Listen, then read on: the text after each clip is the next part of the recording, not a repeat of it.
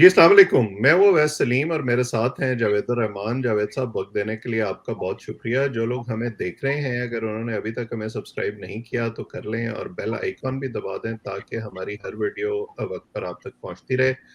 तो जावेद साहब, गुफ्तगू का सिलसिला शुरू करते हैं। इमरान खान साहब तो सियासी दर्जा हरारत बढ़ा रहे हैं और मौजूदा हुकूमत को इम्पोर्टेड कह रहे हैं, लेकिन लगता है कि हुकूमत भी ताक ताक कर निशाने लगा रही है और इमरान खान साहब और उनके हामियों के लिए जो रास्ते हैं वो बंद करने की कोशिश कर रही है। अब अगला जो उन्होंने दांव खेलने की कोशिश की है वो ये है कि वो चेयरमैन सेनेट को तब्दील करेंगे और आप और हम जानते हैं कि सादिक संजरानी जो हैं वो किस तरह आए, किसकी सपोर्ट से वो इतना अरसे मौजूद रहे। बल्कि जब मुत्तहिदा अपोज़िशन ने सेनेट में अक्सरियत होते हुए उनको तब्दील करने की कोशिश की थी 2 साल पहले, तो इन्हें मुँह की खानी पड़ी थी क्योंकि उस वक़्त की हुकूमत यानी पीटीआई और उसके इत्तेहादी तादाद में कम होने के बावजूद जीत गए थे और सादिक संजरानी बरकरार रहे थे। तो अब नई मूव क्या चल रही है और इस दफ़ा क्या होगा? जी, बहुत शुक्रिया। ये आपने बैकग्राउंड जो बताया वाक़ई दो 2019 अगस्त के अंदर, हुँ, ये जो अभी हमने पिछले दिनों सुन रहे थे ना ज़मीर बेचने की बातें और जी वो उन्होंने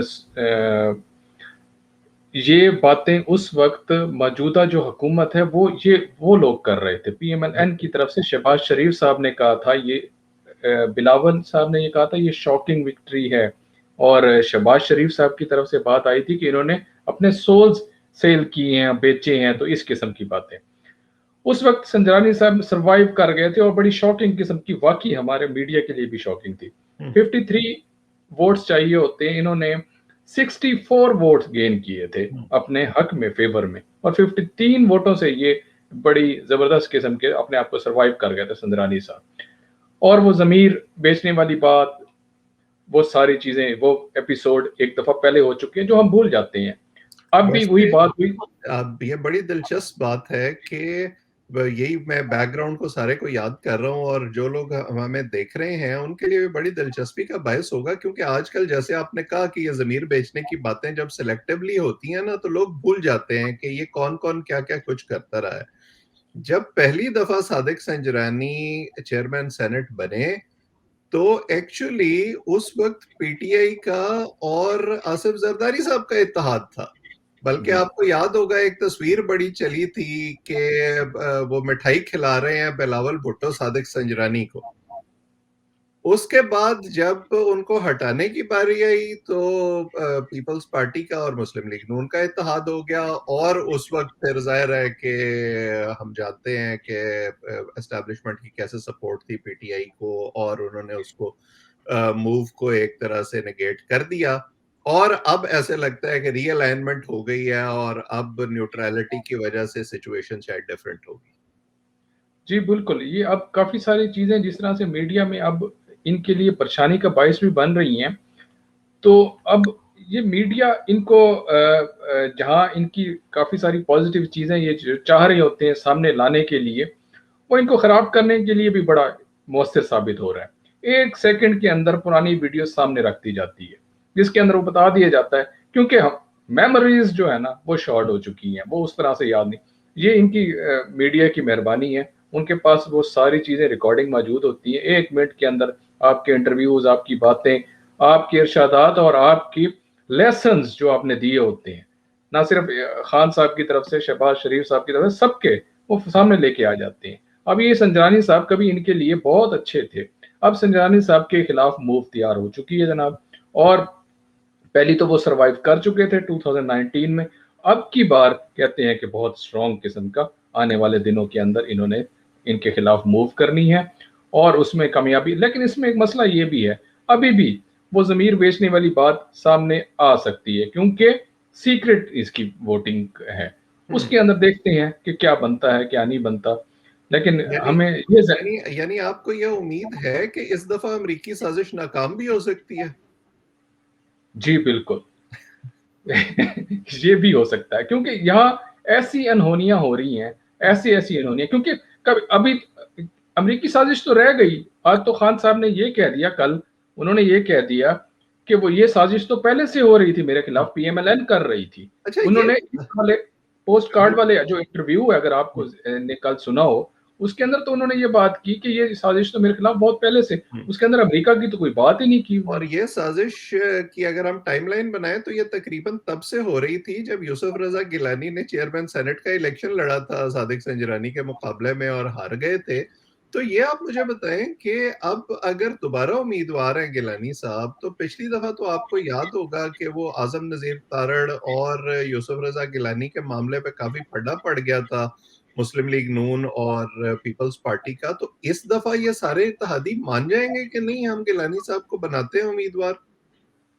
जो मेरी जो इतलात हैं उसमें ये जो पिछले दिनों जो जोड़ तोड़ हो रहा था, बड़ी लंबी लंबी जो मीटिंगें हो रही थी, वो सिर्फ हुकूमत को गिराने नहीं, अगली हुकूमत बनाने, अपनी बाई इलेक्शन, ये सारी चीजें जहन में रखते हुए, इवन के सेनेट के ऊपर भी, सेनेट के चेयरमैन कौन होगा, किस तरह से इनको हटाएंगे, सदर का मुआवजा भी आगे आने वाली बातों में सदर के लिए क्या करने हैं, क्योंकि सदर साहब हर आने वाली चीज में रोड़े तो अटक आए जा रहे हैं, वो हम नजर आ रहे हैं। जिस तरह से वजीर आजम ने की समरी जो है जो भेजी जाती है, वो वजीर आजम समरी भेजते हैं, उसका उसको रोक लेते हैं, कभी बहुत सारी चीजें ऐसी हो रही हैं। तो ये मेरा ये ख्याल है जो आपने अभी बात की कि यहाँ आके इनका इत्तेहाद कायम रहेगा इस सूरत हाल में संजरानी साहब की, लेकिन अभी भी जमीर बेचने वाली बात अभी भी वहां अपनी जगह कायम है। रूल आउट नहीं कर सकती, किसी के लिए जमीर बेचा जाएगा, किसी के लिए जो है वो जागेगा। बहरहाल देखते हैं कि उसमें से क्या निकलता है। आपने सदर आरिफ अलवी की बात की, लगता है कि गवर्नर पंजाब जिस तरह अपने महाज पर डटे हुए हैं, कुछ उससे मोटिवेशन मिल रही है सदर आरिफ अलवी को भी, और वो भी अब कुछ नई मूव करने वाले हैं जिससे वो कुछ टफ टाइम देंगे इस हुकूमत को। देखें, अब टफ टाइम तो उन्होंने देना शुरू कर दिया, सिर्फ ये ओथ भी इन्होंने बड़ी मुश्किल से ली है। अब देखें, अब ओथ तो चलो उन्होंने ले ली है, इन्होंने एक समरी भेजी हुई है उमर सरफराज चीमा को हटाने से रिलेटेड, वो अपने पास रख ली, फिर उसको लॉ मिनिस्ट्री में भेज दी, उसके ऊपर उस तरह से काम नहीं हो रहा। हालांकि कितनी देर रख सकते हैं, 15 दिन बाद दोबारा उन्होंने वो करना होता है, उसके ऊपर अमल करना होता है, और उसके ऊपर अमल करना जरूरी होता है। लेकिन ये अब ये है कि कुछ दिनों बाद इन्होंने नेशनल असेंबली का इजलास वगैरह बुलाना है, सेनेट का इजलास, ये सारी चीजें करनी है, उसके लिए भी बाकायदा एक समरी भेजी जाती है, वो सदर के पास समरी जाती है, सदर ने फिर आगे से इजलास बुलाना होता है, जो कि उसका तोड़ भी मौजूद है। लेकिन मुझे लगता है कि यहाँ आके भी कोई ना कोई ऐसी शिक निकाली जाएगी कि उसको रोक लिया जाए, काफी देर, कितनी देर इसको टाइम, मतलब कि जाय करने वाली बात, क्योंकि इनके पास टाइम भी कम है। आगे इन्होंने इन्होंने इलेक्टोरल रिफॉर्म्स भी करनी है, बजट की भी कमेटियां भी बनानी है, इस्तीफों के ऊपर भी गौर करना है, वो सारा नेशनल असेंबली के इजलास से रिलेटेड होगा। तो देखते हैं कि इधर आके किस तरीके से कितना ज्यादा टाइम को लंबा खींच जाते हैं सरदारी अपना आरिफ अलवी साहब। बिल्कुल, क्योंकि इस वक्त दौड़ ये है जो गवर्नर साहब कर रहे हैं या सदर साहब कर रहे हैं या बाकी वज़रा जो साबका वज़रा हैं और इमरान खान साहब के करीबी लोग हैं, उन सब में दौड़ इस वक्त ये है कि कौन ज्यादा जारहाना खेल कर इमरान खान साहब की पसंदीदा 11 में जगह बना सकता है, वरना उसको बाउंड्री के बाहर बैठना पड़ेगा जब अगले इंतखाबात आएंगे। तो ये बड़ा एक मुकाबला चला हुआ है इस वक्त पार्टी के अंदर, और उस मुकाबले के दौरान हम देख रहे हैं इमरान खान साहब भी बार बार ये कहते हैं कि सोशल मीडिया की हमें बड़ी जरूरत है, सोशल मीडिया का हम बड़ा अच्छा इस्तेमाल कर रहे हैं, और वो वाकई कर रहे हैं, इसका क्रेडिट उनको देना पड़ेगा। लेकिन अब एक एफआईए ने वार्निंग जारी कर दी है कि अगर कोई गलत इस्तेमाल करेगा उसका, यानी तनकीद करेगा इदारों पर या हुकूमत पर, या जो कुछ हम साबका अदवार में भी देखते रहे हैं, तो उसको फिर सजा भुगतनी पड़ेगी और उसके खिलाफ कार्रवाई होगी। हम जानते हैं कि कुछ पर्चे भी दर्ज हुए हैं, कुछ छापे भी मारे जा रहे हैं। तो ये क्या वही सिलसिला दोबारा चल रहा है? 2013 से 18 के दौरान मुस्लिम लीग नून की हुकूमत में पीका आया, उन्होंने उसको डिफेंड किया, पीटीआई को आजादी इजहार राय याद आई, जब पीटीआई की हुकूमत आई तो उन्होंने पीका को एक्सपैंड करके सोशल मीडिया को कंट्रोल करने की कोशिश की। मुस्लिम लीग नून और पीपल्स पार्टी उस वक्त उसके खिलाफ बातें करती थी, और अब रोल्स फिर रिवर्स हो गए। जी बिल्कुल, आप ठीक कह रहे हैं, ये इस तरीके से ठीक है ये बात कि ये, इसको एक लफ्ज है ड्रैकोनियन लॉ इन्होंने रखा हुआ है, और फ्रीडम ऑफ एक्सप्रेशन और आज़ादी राय उर्दू के अंदर, इन दोनों अल्फाज का इस्तेमाल करते हुए ये हर हुकूमत, सोशल मीडिया इनके लिए बड़ा मसला बन चुका है। शुतर बेमिहार किस्म के हर बंदा ने 1 सेकंड लगता है अपना ट्विटर अकाउंट बनाते हुए। एक मैं अब वैसे वजाहत कर दूं कि जो जस्टिस अतर मिनल्ला है इस्लामाबाद हाई कोर्ट के चीफ जस्टिस, उन्होंने मना किया है कि पीका के तहत कोई गिरफ्तारी भी ना की जाए और उसको एक तरह से कालादम भी कर दिया उन्होंने। लेकिन जो ये साइबर क्राइम लॉज हैं हमारे, उनके अंदर बहुत सी ऐसी गुंजाइश मौजूद है कि जहां कोई कार्रवाई करनी हो वो की जा सकती है। जी बिल्कुल, बिल्कुल।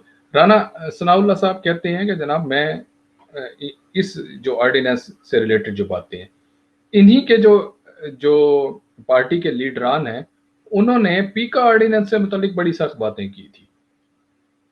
ना सिर्फ पीपल्स पार्टी की तरफ से, पीपल्स पार्टी की तरफ से ना, और पीएमएलएन की तरफ से भी ये कहा गया था कि भाई ये इनकम्पिटेंस को छुपाने के लिए, उसको कवर करने के लिए ये पीका ऑर्डिनेंस ला रहे हैं। अब खान साहब ने क्या कहा था कि ये फिफ्थ जनरेशन वॉरफेयर को मेरे अगेंस्ट यूज करने के लिए वो किया जा वो रहा तो है। अपने इन लोगों को, सोशल मीडिया वालों को कीबोर्ड वॉरियर कहकर बाकायदा उनकी दादो तहसीन भी कर चुके हैं।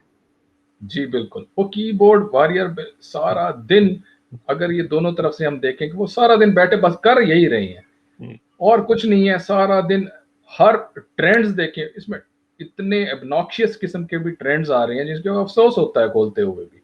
अब तो वीडियोस भी उसके ऊपर अपलोड कर दी जाती हैं, उल्टी सीधी किस्म की बातें आ रही होती हैं।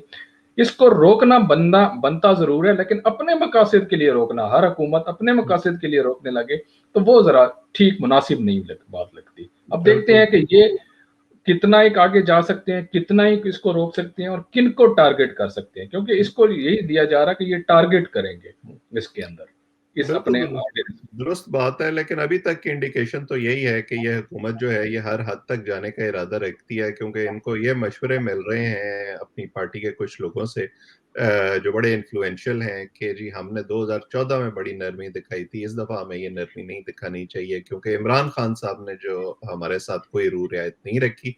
बहरहाल देखते हैं कि इसमें से क्या नतीजा निकलता है। गुफ्तगू का सिलसिला आइंदा भी जारी रखेंगे।